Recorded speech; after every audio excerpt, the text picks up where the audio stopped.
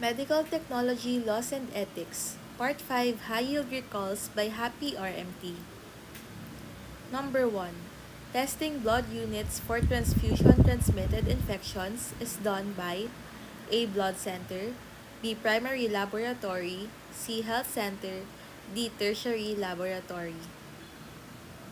Answer is A. Blood Center. Number 2. An individual who has been screened by history and physical examination, found to be fit to donate blood and included in the list of qualified voluntary donors, who is ready to donate blood when needed in his or her community. A. Walking blood donor, B. Voluntary blood donor, C. Paid blood donor, D. Guest blood donor.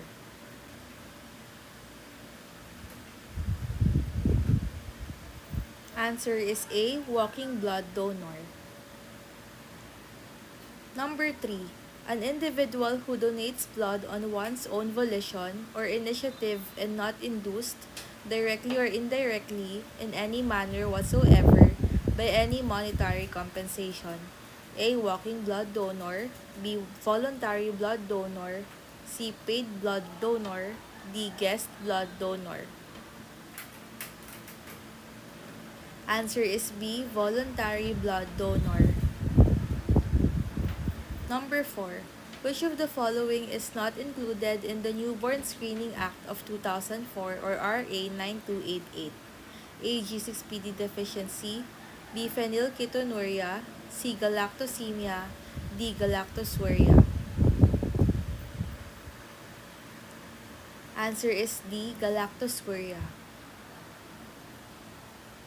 Number 5.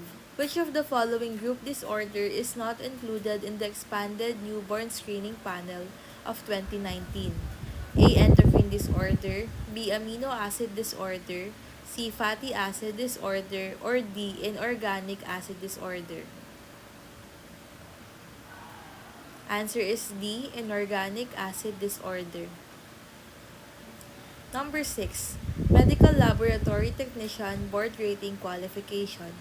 A. 70% to 74.9%, B. 71% to 74.9%, C. 70% to 75%, or D. 71% to 75%. Answer is A. 70% to 74.9%.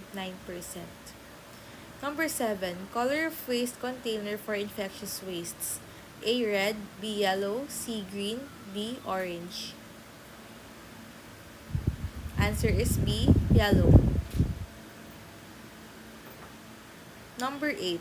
Color of waste container for radioactive wastes. A. Red, B. Yellow, C. Green, or D. Orange. Answer is D. Orange. Number 9. Turnaround time and cost analysis are under what category?